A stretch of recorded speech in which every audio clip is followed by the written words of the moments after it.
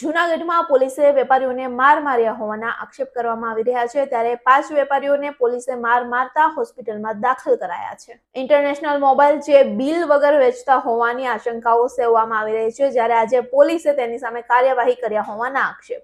LCB ઓફિસમાં માર માર્યા પછી ગુપ્તાંગ ભાગમાં ઇલેક્ટ્રિક શોક અપાયા હોવાના વેપારીઓ દ્વારા આક્ષેપ કરવામાં આવી રહ્યા છે, ત્યારે પોલીસે વેપારીઓના ઘરે પણ તપાસ કરી છે। તો બીજી તરફ હવે પોલીસ તંત્રની સામે વેપારીઓ ફરિયાદ કરવા માટે સજ્જ બન્યા છે। અમને જયશ્રી રોડ પાસેથી અમને 5-6 પોલીસવાળા આવી અને અમને ધક્કા મારીને ગાયરું કાઢીને અમને બેસાડી દીધા અમને ગાડીમાં।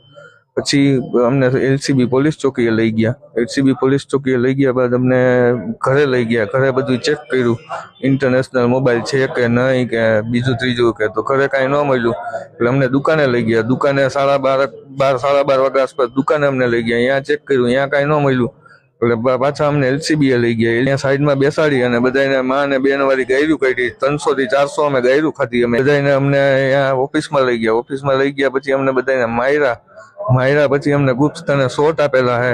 એમાં મારવામાં ને બધું કરવામાં આપણે આઝાદસિંહ, પીએસઆઈ ભાટી સાહેબ અને પીઆઈ કૃણાલ પટેલ કરીને અમને કેવા મને બિહાડીને મને કપડાં ઉતારીને મને નાગુ કરીને મને એવી રીતે મને મારેલા છે મને એ લોકોએ।